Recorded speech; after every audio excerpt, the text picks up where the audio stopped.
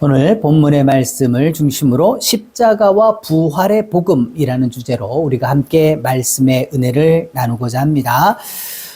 사도 바울이 이 복음서, 이 고린도 전서를 기록할 그 당시에 고린도는 인구가 60만 명이나 되는 헬라 지역의 아주 유명한 항구 도시로 번영하던 곳이었습니다.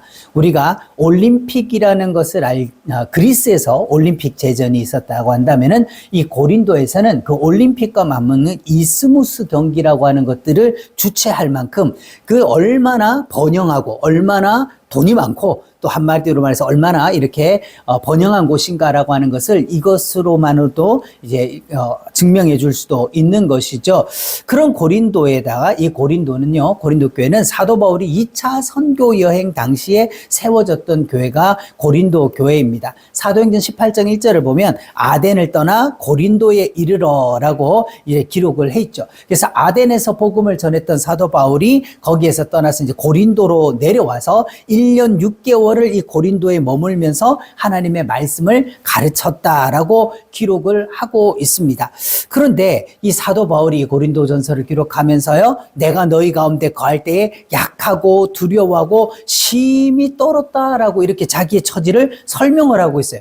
사도 바울이 기록한 많은 서신들 가운데서 사도 바울이 자기 자신의 입장에 대해서 이렇게 나약한 듯한 모습을 보이는 것은 한 군데도 없습니다. 그런데 왜 여기서 이렇게 얘기를 했냐? 너희 가운데 거할 때, 내가 고린도에서 복음을 전하고 이 고린도에서 말씀을 증거하고 있을 때 그 고린도의 엄청난 이 번영하고 타락하고 또 인본주의적이고 철학이 가득 찬 그 도시에서 과연 이게 복음이 제대로 전해질 수 있는가? 내가 이 복음을 제대로 전할 수 있을까라고 하는 두려운 심정이 있었던 것 같아요. 그런데 오늘날 만약에 우리의 입장에도 본다면 오늘날 이 고린도와 오늘날 우리를 비교한다면 고린도가 더 번영했겠습니까? 오늘날이 더 번영합니까?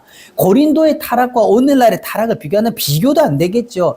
그런 상황 속에 있는 오늘날의 교회와 우리 성도들과 우리의 모습에서 우리가 어떻게 이 복음을 전할 것인가? 또 복음을 전한다고 해도 들어줄 자가 있는가? 또 믿는 자를 볼 수 있을까? 하는 사도 바울과도 같이 약하고 두려워서 심히 떨고 있는 그런 심령과도 같지 않는가? 이게 우리의 심정이지 않을까라고 생각을 해봅니다.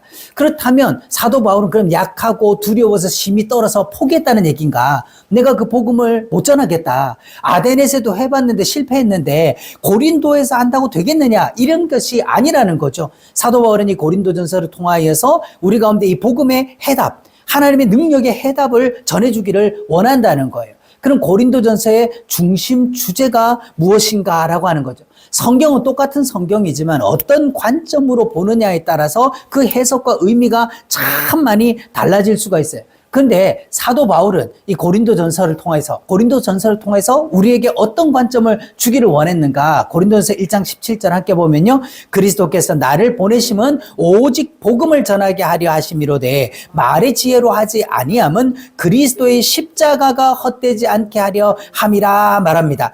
그리스도의 십자가, 이 십자가를 내가 전하려고 했다라고 하는 것이죠. 이 많은 고린도 교회 하면 많은 문제가 있죠. 근데 그 많은 문제의 해결점을 뭐로 접근하느냐? 사람의 지혜나 말의 언변에 있는 것이 아니라 뭐가 답이다? 그리스도의 십자가로 접근하고 있다는 거예요. 그래서 18절에도요, 십자가의 도가 멸망하는 자들에게는 미련한 것이요 구원을 받는 우리에게는 뭐가 된다? 하나님의 능력이다. 뭐가? 십자가의 도가. 너희가 그렇게 추종하고 너희가 그렇게 자랑스럽게 생각하는 헬라의 철학이나 사람의 언변을 통해 가지고는 죄인이 의롭다함을 받을 길이 있다 없다? 안 된다. 한 사람도 죄에서부터 나와서 하나님 앞에 설 수 있는 의를 입을 방법을 절대로 줄 수 없다. 근데 너희가 볼 때는 미련하다고 버려버리고 너희가 볼 때는 참 말도 안 된다라고 무시해버리는 그 십자가의 도가 믿는 자에게는 뭐를 주는 거예요? 구원을 주는 하나님의 능력이다는 거죠.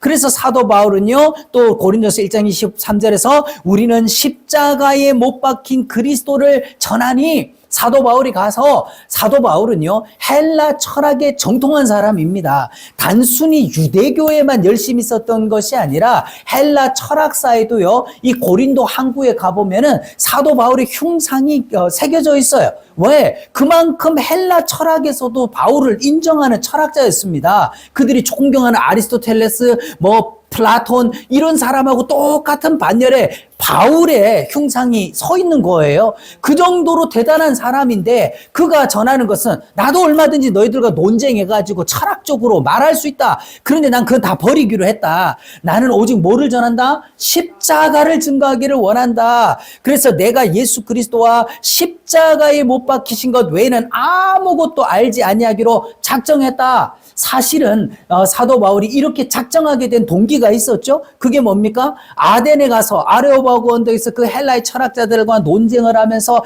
그렇게 자기가 이렇게 철학적으로 얘기를 해봤어요. 너희가 알지 못하는 신에게라는 재단이 있는 것도 봤는데 내가 그 알지 못하는 신에 대해서 너희를 알게 해주겠다라고 했지만 그들이 받아들이지 않았다는 거예요. 자기의 말에 설득당하지 않더라는 거죠.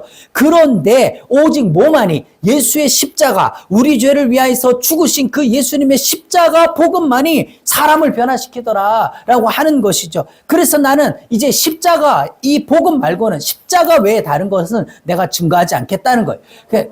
십자가와 그리스도 외에는 내가 전하지 않겠다는 거예요. 그러니까 교회가 안고 있는 많은 문제들의 해답은 오직 십자가 복음에서부터 해결이 된다라고 하는 것들을 말을 하고 있는 거죠. 이 우리가 제일 유명한 로이드 존스 목사님의 묘비에 새겨져 있는 많은 그 말씀이기도 하죠. 나는 십자가 외에 알지 않기로 작정했다. 십자가만 전한다라고 하는 거. 그럼 마지막 우리가 이 세상 떠날 때 우리의 마지막 유언과도 같은 말은 뭐를 남겨줄 것인가? 그러면 우리가 고린도전서의 핵심이 무엇인가? 자, 사도 바울은 그리스도와 십자가를 전하겠다라고, 그리스도의 십자가를 전하겠다라고 말을 했어요. 그런데 그것만으로 된 것이냐? 고린도서 15장을 보면요, 그리스도께서 뭐가 됐다? 죽은 자 가운데서 다시 살아나셨다라고 하는 거예요. 자, 십자가라고 하는 건 예수님께서 육신을 입고 이 땅에 오셨다는 것만으로 우리의 구원이 완성되는 게 아니죠. 한 알의 밀이 땅에 떨어져서 한 알 그대로 있으면 어떻게 합니까? 한 알 그대로 있으면 그냥 그대로예요. 그러나 썩어서 죽으면 많은 열매를 맺듯이 예수님께서 말씀이 육신이 되어 이 땅에 오셔서 십자가에서 자신의 몸을 찢어 죽으심으로 말미암아 뭐가 해결이 된 거예요? 우리의 죄를 해결하시고 대속을 이루어 주신 거죠. 그런데 문제는 뭐냐? 십자가만으로만 또 되는 게 아니라는 거예요. 부활이, 이 십자가를 통해서 이 부활이 나와야 되는 거예요. 새 싹이 나서 그 한 알의 밀이 썩어져서 싹이 나서 거기에서 많은 열매가 맺듯이 예수님께서 죽어서 무덤에서 다시 뭐 해야 돼요? 살아나심으로 말미암아 우리의 구원을 확증하시는 것이죠. 그래서 죽은 자 가운데서 다시 살아나셨다라고 전파되었는데 이거를 어떻게 해요? 믿는다, 못 믿는다? 못 믿는 사람들이 많다는 거예요. 오늘날도요, 실제로 오늘날도 교회를 다니고 신앙생활을 하면서도 예수님의 십자가와 부활을 믿지 못하는 사람들이 상당히 많이 있다라고 하는 거예요. 그거는 그냥 교리가 그러니까, 그냥 그렇게 믿어야 구원받는다니까, 내가 그렇게 하는 것이지, 라고 생각하는 것이죠.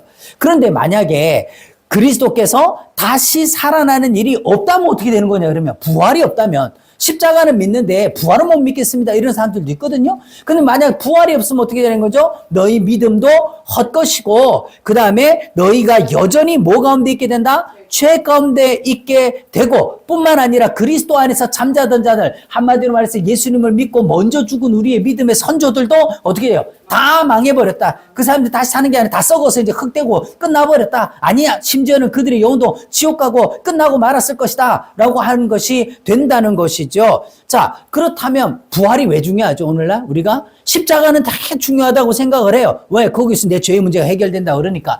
그런데 왜 부활에 대해서, 부활이 그럼 왜 중요합니까? 십자가는 예수님께서 우리의 죄값을 담당하시고 우리의 죄값을 갚아주러 가셨는데 부활이 없다면 어떻게 되는 거예요? 죄값 갚아주러 빚 갚아주러 가신 분이 안 돌아왔다 이거예요. 그럼 그 빚이 해결이 됐다 안 됐다? 아직 안 돼 있는 상태라는 거죠. 근데 빚 갚아러 갔던 그 사람이 다시 돌아와서 자, 그 빚을 갚아줬다는 증서를 내게 주고 다 끝났다. 이제 법적으로, 합법적으로 끝났다라고 하는 확인이 돼야 된다는 것이죠. 그래서 성령이 우리에게 인치시고 보증으로 성령을 우리 가운데 주신 것과 같이 예수님의 부활이 없다면 우리 다 망한 자다. 우리 믿음도 헛거다. 증거가 없다는 거죠. 그런데 15장 20절에서 그러나 사람들이 부활에 대해서 이러쿵 저러쿵 말들이 많을지라도 그러나 이제 눈이 돼. 그러나 이제 하고 사도 바울은요, 이 모든 앞의 것들, 그 논쟁들을 다 뒤집어 버리면서 이야기를 하는데, 그리스도께서 죽은 자 가운데서 어떻게 했다고요? 다시 살아나사 잠자는 자들의 뭐가 되셨다? 첫 열매가 되셨도다. 쉽게 얘기해서 예수님이 죽으실 뿐만 아니라 다시 살아나셔서 이제는 우리의 구원이 완전하게 이루어진 것이다. 합법적으로 다 청산되어지고 그 절차가 끝났다라고 하는 것들을 보여주셨다는 거죠. 그래서 교회가 안고 있는 많은 문제들의 치유는 오직 뭐다? 부활의 소망, 십자가 복음과 이 부활의 소망, 이걸 가지고 우리가 해결해야 된다는 거예요. 그렇다면 고린도전서의 키워드가 뭐냐? 1장 2절을 보면요, 고린도에 있는 뭐다? 하나님의 교회. 그러니까 이 하나님의 교회가 너무 좋은데 이걸 또 하나님의 교회를 강조하다 보면은 또 이 동네에 또 이단에 또 하나님의 교회가 있잖아요. 하여튼 좋은 거는 다 갖다 써가지고 더럽혀서 못 쓰게 만들려고 하는데, 이거는 하나님의 교회라는 것은 뭐냐면 그 유형의 그런 이단들의 교회가 아니라 뭐예요? 하나님의 말씀으로 성령으로 예수 피로 거듭난 성도들의 모임을 얘기하는 거죠. 그것을 교회라고 하는 거예요. 그런데 우리가 보면요, 성경에는요, 교회 이름이 없어요. 근데, 목사님, 왜 교회 이름이 없어요? 고린도 교회 있죠, 에베소 교회 있죠, 뭐, 빌라델비아 교회 있고, 다 있지 않느냐라고 얘기하죠. 그건 뭐예요? 그건 단순히, 고린도 교회가 아니라, 고린도에 있는 하나님의 교회, 고린도 지역에서 거듭난 성도들이 모여서 하나님께 예배하고 하나님의 말씀을 쫓아 행하는 그걸 교회다라고 하는 거예요. 그래서 이 고린도전서의 가장 키워드가 뭐냐? 교회. 그럼 고린도 교회의 상태는 어떠했냐? 우리가 앞에서 살펴본 것 같이 고린도 교회가 말씀으로 말미암아 든든하게 서가지고 막 이렇게 거룩하고 온전한 하나님의 교회로서 세워져 있었느냐? 그랬다 안 그랬다? 그랬다면은 문제가 없는 거죠. 그랬다면 고린도전서를 사도 바울이 그런 심정으로 쓸 이유가 없었죠. 세상이 그 속에 들어와서 막 혼탁하고 타락한 상태에 있었어요. 하나님의 교회는 어땠느냐? 거룩하여지고 성도라 부르심을 받은 자들의 모임인데, 실제 지금 그런 고린도 교회의 모습. 그런데 고린도 교회의 모습은 어땠어요? 마치 풍랑에서 좌초되어서 난파돼가지고 침몰하는 배같이 고린도에 있는 세상의 풍조가 하나님의 교회 안으로 들이쳐가지고, 우리가 유명한 거 있잖아요. 물이 있어야 배가 뜨지만 물 안으로 배가 들어오면 침몰한다고. 그죠? 세상 속에 있는 교회지만 교회 안으로 세상이 들어오면 그 교회는 어떻게 한다? 침몰해버리는 거예요. 망해버리는. 지금 물이 차서 이제는 막 침몰해가는 배와 같은 모습이 고린도 교회의 모습이었다는 거예요. 그럼 고린도 교회만 그런 겁니까? 오늘날은요. 오늘날은 침몰된지도 모르고 살아가고 있다는 거예요, 우리가. 이게 얼마나 세속적인 것들이 많이 들어와가지고 침몰된지도 모르고 살아가요. 그래서 사도 바울은 뭐라고 얘기합니까? 너희는 뭐가 없는 자다? 누룩이 없는 자. 원래 누룩이 없는 자. 한마디로 말해서 세상과 구별된 거룩한 부르심을 받은 자들이어야 된다는 거죠. 그래서 어떻게 합니까? 그런데 세상 풍조가 들어와가지고 너희가 섞이고 무너지고 있으니까 새 덩어리가 되기 위하여 뭐를 해라? 묵은 누룩을 내어 버려라 라고 하는 거예요. 묵은 누룩이 뭐예요? 옛날 하던 행실, 고린도의 지역에서 그 세상의 풍조들, 그들을 닮아가려고 하는 거를 가져라, 버려야 된다는 거예요. 그걸 내어 버려라 라고 이야기를 하는 것이죠. 그러면서 우리의 유월절 양 그리스도께서 유월절을 강조를 했어요. 그리스도께서 희생이 되셨다. 우리가 내어버리는 건 내 힘과 노력과 의지만으로 되는 게 아니다. 유월절 그리스도 예수께서 우리를 위해서 유월절 어린 양으로 희생이 되셨다라고 유월절을 언급해요. 그런데 유월절은요, 몇 날 며칠 가는 게 아니라 하루죠, 하루. 그죠? 그럼 6월절이 끝나고 그 다음날부터 뭐가 결부되는 겁니까? 무교절을 지켜라라고 말씀을 하는 거예요. 6월절로 말미암아 우리가 구속의 은혜를 받았다. 내가 거듭남의 은혜를 받았다. 예수 피의 은혜를 입었다라고 하는 사람은 뭐의 삶을 살아야 되는 거예요? 무교절의 삶, 묵은 누룩을 내어버리고 정결함으로 말미암아 거룩한 성도라 부르심을 받은 자들의 합당한 무교절의 삶을 살아야 된다라고 하는 것이죠. 그래서 요한계시록에 보면 네가 어디에 사는지 내가 안다. 네가 어디 살고 있냐? 오늘날 우리의 위치가 어디냐? 그럼에도 불구하고 너는 어떻게 해야 된다는 거예요? 거룩해야 된다. 하나님의 말씀 속에 살아야 된다는 거죠. 여러분, 귤나무가 있습니다. 이 귤나무는 따뜻한 지역에서 자라면 귤을 맺죠. 근데 그거를 갖다 차가운 지역, 찬 지역에 갖다 놓으면 뭐가 돼요? 탱자가 되는 거예요, 탱자가. 참 신기한 거죠. 똑같은 나무인데 따뜻한 데 있으면 그게 귤이 되고 찬 데 갖다 놓으면 탱자가 돼버리고 만다는 거예요. 오늘날 우리가 거룩해지고 성도라 부르심을 받은 우리가 어떻게 살고 있냐, 어디에 살고 있냐에 따라서 내 마음에 내 믿음의 근거가 어디 있느냐에 따라서 귤이 될 수도 있고 탱자가 될 수도 있고 어떤 거는 한라봉이 될 수도 있고, 어떤 거는 낑깡이 될 수도 있고, 금귤이 될 수도 있고, 이렇게 된다는 거예요. 그러니까 우리가 잘 구분해야 된다. 그러면 고린도 교회는 어떤 세상이 침투를 해서 어떤 문제들이 있었으며 사도 바울은 그걸 어떻게 해결하라고 우리에게 얘기하고 있는가? 첫째는요, 분열의 문제가 있었다는 거예요. 너희 각각 이르되 나는 바울에게, 나는 아볼로에게, 나는 게바에게, 어떤 이는 나는 그리스도에게 속한다라고 하는 자들이 있다라고 하는 것이죠. 헬라 철학에는요, 학파가 많이 있어요. 그죠? 그래서 여러 학파가 있는 것 같이 나는 바울 학파, 나는 아볼로 학파 이렇게 말하는 셈이라는 거죠. 그런데 사도 바울은 뭐라고 말해? 사람을 자랑하지 말아라. 그리스도께서 나뉘었느냐? 바울이 너희를 위해서 십자가에 못 박혔느냐? 그런즉 누구든지 사람을 자랑하지 마라. 만물이 다 너희의 것이다. 이렇게 말하는 것이죠. 그래서 사람을 자랑하지 마라. 나는 쉽게 얘기하면 오늘날로 말하면 이거 뭘까요? 나는 어느 교회 다닌다. 우리 교단이 어떤 교단이다. 우리 교회는 막 이 지역에서 알아주는 큰 교회다. 그럼 너는 제가 학교 다닐 때 맨날 이제 우리 친구들이 많이 하는 말. 우리 반에 전교 1등 있어. 너는 몇 등인데? 그런 건 묻지 말고 우리 반에 전교 1등 있어. 우리 반이 전교 1등 반이야.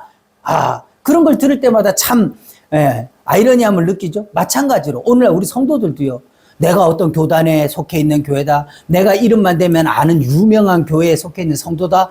그걸로 뭘 삼으려고 그래요? 자기 믿음이 좋다. 난 구원받았다. 이렇게 위로받으려고 하고 있는 건 아닌가. 착각하지 말아야 된다. 우리는 사람을 자랑하지 마라. 두 번째 뭐가 있어요? 지식과 교만. 그래서 이 고린도에는요, 모든 언변과 모든 지식에 풍족했다.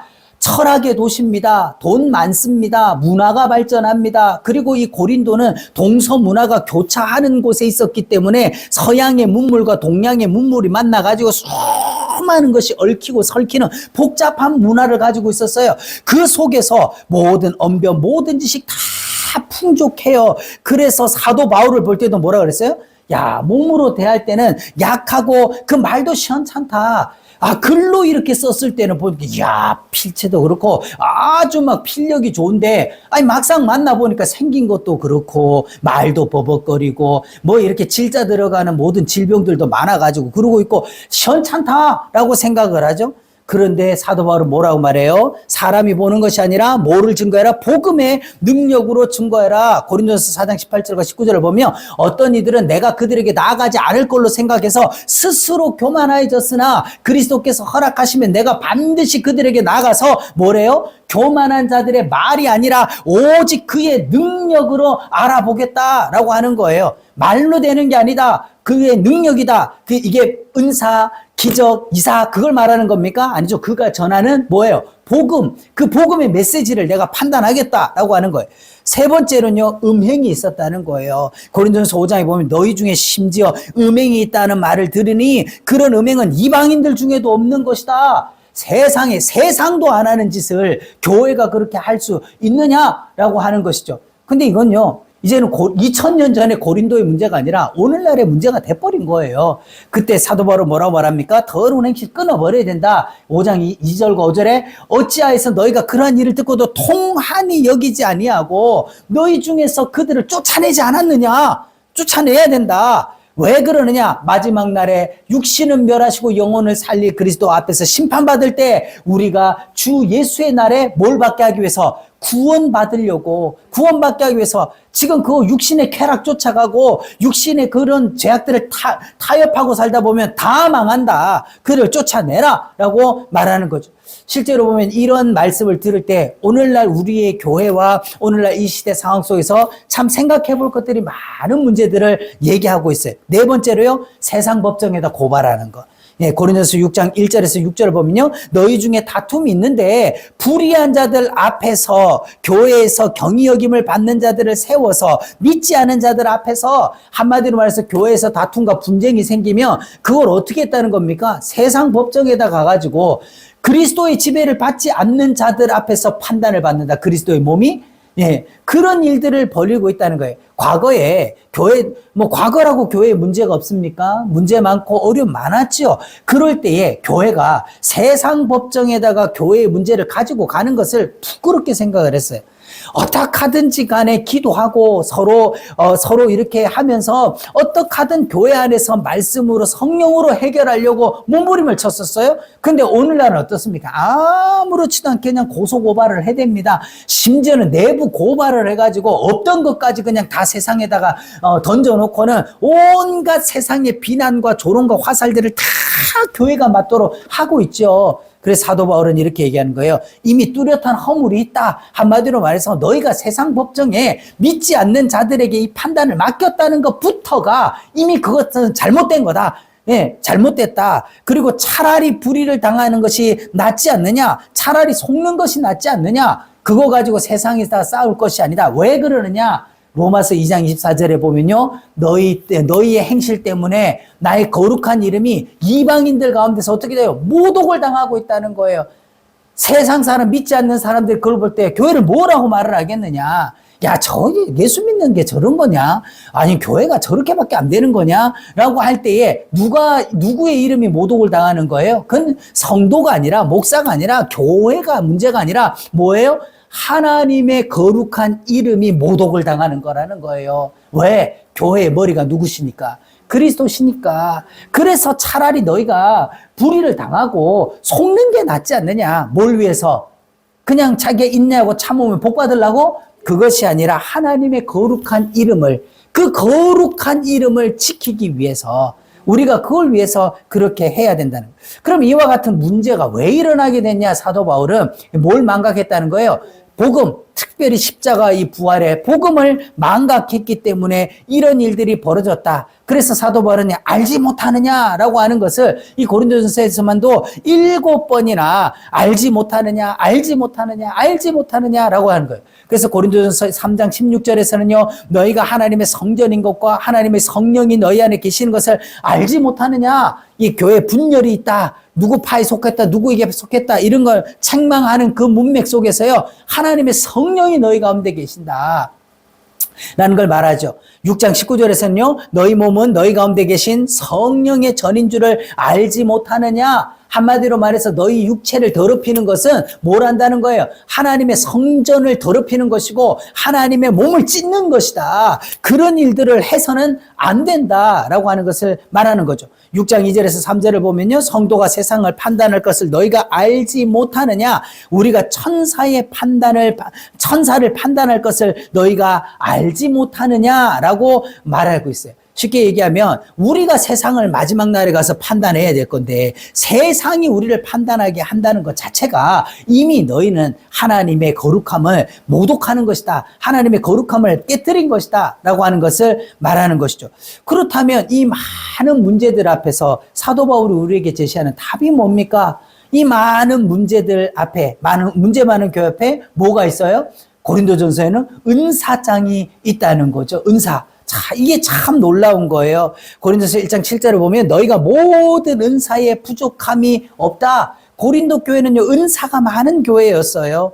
그럼에도 불구하고 뭐도 많았어요? 문제도 많았다는 거죠. 그래서 14장에 보면 그러므로 온 교회가 함께 모여 다 방언으로 말하면 너희를 미쳤다 하지 않겠느냐. 자, 그래서 고린도 교회 성도들은요, 열심히 방언하고 막 은사와 능력들을 행하면서 자기들이 아주 신령하고 자기들은 아주 대단하다라고 하는 것을 가지고 있었어요.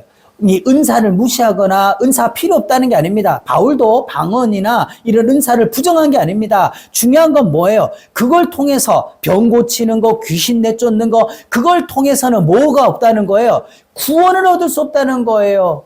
복음 증거하는 데는 좋은 도구가 될 수 있지만 그걸 통해서 죄인이 의롭다함을 받아 구원받을 수 있는 건 아니다는 거죠. 그래서 12장 31절에 너희는 더욱 큰 은사를 사모해라. 내가 가장 좋은 길을 너에게 보여줄 것이다 라고 말을 합니다. 네, 그럼 가장 큰 좋은 은사, 더 좋은 은사가 뭐냐? 3장 1절에요. 내가 신령한 자들을 대한것 같이 너에게 말할 수 없어서 이와 같이 어린아이 대하듯이 지금 내가 말을 할 수밖에 없다. 그럼 우리가 추구해야 돼. 더 신령하고 가장 좋은 거. 이게 뭘까? 바로 사랑장이 있다는 거.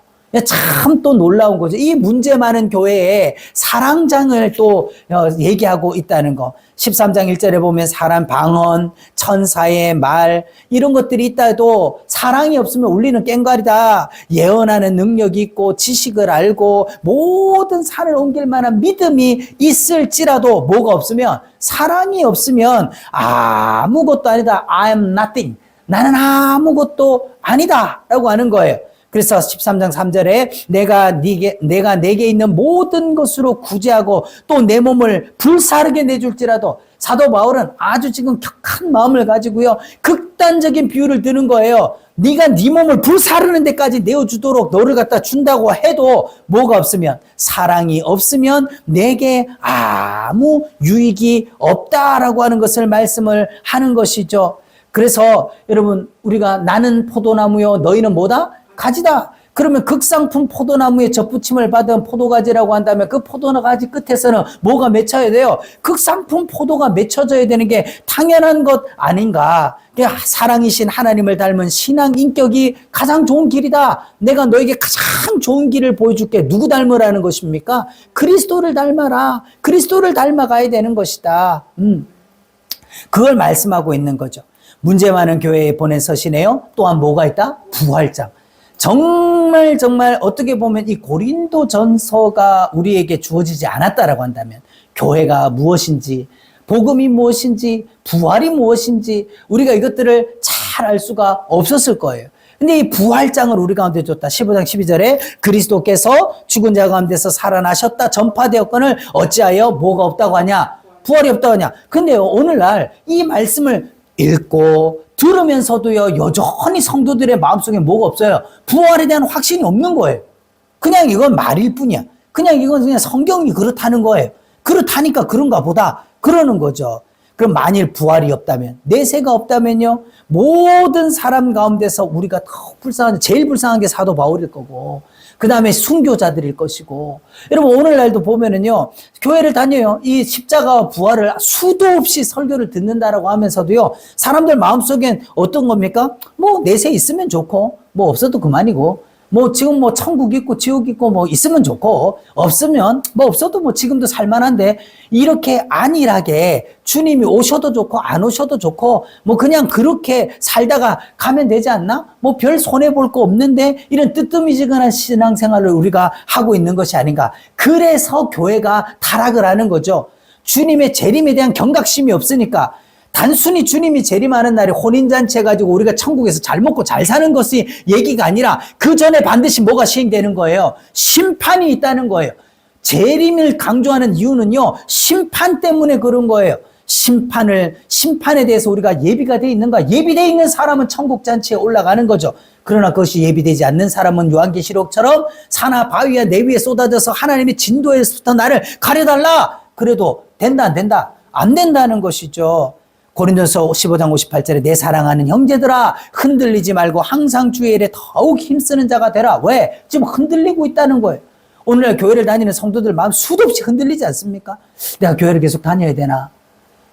또 교회를, 코로나 때 교회를 떠났다가 여러 이유로 교회를 떠났다가도요, 다시 내가 교회를 다시 돌아가야 되나?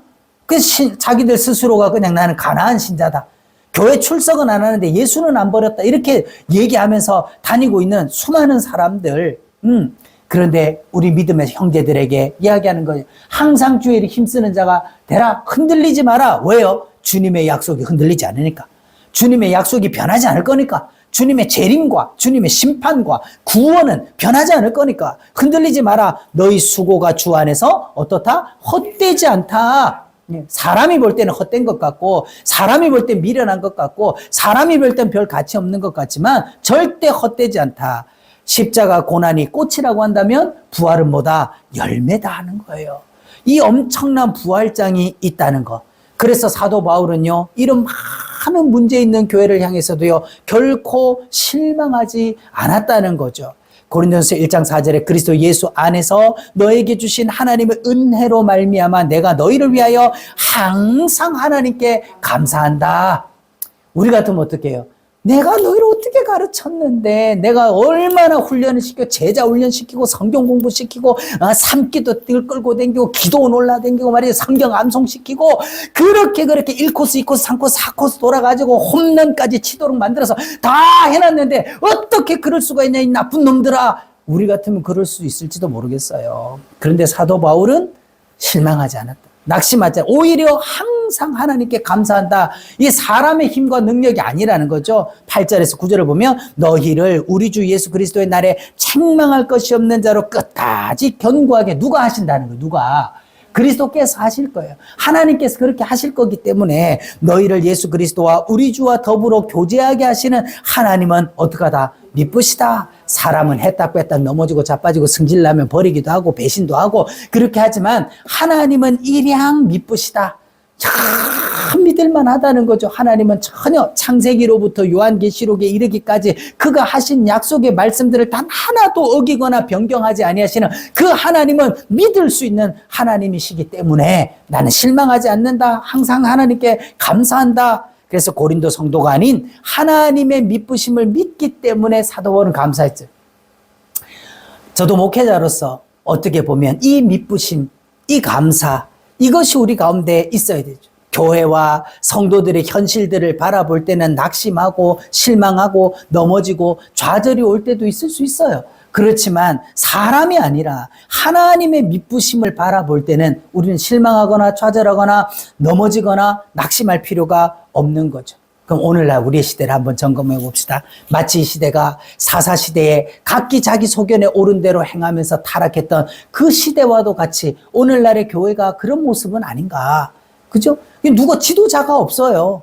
예, 누가 옳은 길을 가르쳐 주는 사람이 없어요. 그래도 과거에는 우리 믿음의 선배들 가운데서는 본받을 만한 분들, 또 어떻게 보면 그 믿음의 길을 통해서 우리가 순교의 길을 가는 것을 어떻게 할 건가, 그런 모형들이 있었던 것 같아요. 근데 오늘날에는요, 정말 각자 마음대로인 거예요. 다 성경도 제 마음대로, 그냥 신앙의 양태도 다 제 마음대로, 다 자기 마음대로 하고 있는 것 같아요. 그럼 오늘날 교회에 들어온 세상이 뭐죠? 첫 번째가 계몽주의, 사람의 이성. 그래서 마치 고린도 교회의 그 많은 철학들을 추구했던 것 같이 지식을 통해 가지고 뭐를 알까 하는 것들. 두 번째는요, 인간의 실존주의. 야, 눈에 보이는 하나님이 뭐 중요한 게 아니야. 내가 먹고 살아야지. 내가 중요한 거 아니야? 라고 하는 거. 세 번째는요, 주관적 경험을 중시하는 모더니즘. 한마디로 말해서 이게 뭐냐면요, 경험돼야 된다는 거예요. 현대주의라고 하는 건 뭐냐면 주관적 경험이에요. 그래서 오늘날 은사라든지 간증이라든지 이런 걸 좋아하는 이유가 뭐냐면 그게 오늘날 문화가 그런 거예요. 내게 경험되어져야 그걸 믿고 경험되어져야 그걸 인정하겠다라고 하는 이게 바로 계몽주의와 모더니즘의 문화로 말미암아서 오늘날 간증, 그 사람이 그런 경험을 했다는 거 보니까 진짜네. 나도 그런 경험을 하면 믿을 수 있는 것인가? 예, 그렇게 생각하는 경향이 많은 거죠. 그리고 네 번째는요, 다른 종교에도 구원이 있다. 오늘날 제일 문제스러운 거죠. 종교다원주의. 예수 외에도 다른 구원이 있다. 심지어는 어떻게 해요? 예수님 자체를 바꾸는 거예요. 해석을 바꿔요. 그렇게 해서 구원이 있다라고 말한다는 거. 그래서요, 에베소서 4장 14절에 온갖 교훈의 풍조에 밀려 요동하지 않게 하려 함이라. 왜 이 복음이 중요해요? 십자가가 왜, 우리가 십자가 복음을 왜 붙들고 있어야 됩니까? 교훈과 풍조, 이런 세상 풍조에서 뭐 하지 않으려고 아주 견고한 닷과 같아서, 우리가 깊이 딱 뿌리를 내리고 흔들리지 않으려고 그런 것이다. 그럼 어떤 세상 풍조가 있습니까? 기복주의. 과거에 우리나라가 못 먹고 못 살 때는요, 예수 믿으면 복 받는다, 예수 믿으면 병 고친다, 그런 거 유행을 했어요. 왜 그렇습니까? 그때는 너무 못 사니까, 먹을 게 없으니까, 의지할 데가 없으니까. 왜 병 고침에 대해서 그렇게 강조를 했습니까? 아파도 병원도 못 가요. 약 먹을 것도 없어. 오직 할 수 있는 게 누군가 전대자가 정말 신적인 은혜로 나를 고쳐주는 거 외에는 다른 방법이 없는 거예요. 그러다 보니까 수많은 사람들이 예수 믿으면 병 고친다, 예수 믿으면 복 받는다, 그러니까 교회로 왔었다는 거죠. 근데 이제 먹고 살만해지니까 뭐가 나와요? 인문학. 오늘날의 설교들이 아주 교양적이고 논리적이고 설득적인 이런 것들로 하면서요, 인문학적인 교양 강좌가 되어가고 있는 거 아닌가. 그리고 자기개발. 서점에 가서 베스트셀러 코너를 보면 항상 베스트셀러에 꼽혀 있는 게 뭐냐? 자기개발이에요. 어떻게 하면 내가 성공하나? 어떻게 하면 내가 좀 더 남 위에 설 수 있는가? 어떻게 하면 돈을 버는가? 이런 수많은 것들이 우리 속에 들어오죠. 그걸 뭐로? 세상에는 지식을 가지고 하려고 그런다면 우리는 신앙 안에서 뭐라 그래요? 내가 열심으로 하나님 섬기고, 내가 열심으로 헌금하고, 내가 뭔가 하나님의 이름으로 뭐 구제를 하고 열심히 하다 보면 어떻게 해요? 예, 하나님이 복 주신다. 그래서 어떻게 복 받을까라고 하는 자기 개발이라는 거예요. 예. 네 번째로요, 지난주에도 말씀드린 것 같이 우리 전투적 무신론자들, 한마디로 말해서 도킨스 같은 사람들이 신은 없다, 있을 수 없다, 어떻게 우리가 거기에 종로로 탈 것이냐, 엄청난 무신론. 근데 그 교회 밖에만 있는 것이 아니라 교회 안에 있는 잠재적 무신론자들도 너무 많다. 언젠가 기회만 되면 뛰쳐나가려고 하고 있는, 특별히 우리의 다음 세대들, 젊은 세대들, 예, 어쩔 수 없이 교회에 지금 붙어있긴 한데 뭔가 되기만 하면 뛰쳐나가려고 하고 있는 사람 많다. 그들에게 뭐라고 답을 줄 것이냐, 뭐라고 그들의 믿음을 견고하게 세워줄 것이냐. 그런데 오늘날의 교회들이 각기 자기 소견에 옳은 대로 행하는 사사시대와도 같지 않는가. 결론적으로요, 우리가 받은 복음, 우리가 전해야 될 복음, 다시 십자가와 부활의 복음으로 어떻게 돼요? 돌아가는 것. 이게 회개라는 거예요. 돌아가는 거. 그죠? 돌이키는 거. 이게 회개 아니겠습니까? 오늘날 십자가와 부활의 복음을 밀쳐놓고 딴 길로 가던 우리가 어떻게 해요? 터닝 백. 돌아서서 하나님께로, 이 십자가로, 부활로, 오직 이 복음으로 돌아와서 다시금 이 복음에서 세워져서 세상으로 나아갈 수 있는 저와 여러분 되기를 예수님의 이름으로 축복합니다. 기도하겠습니다.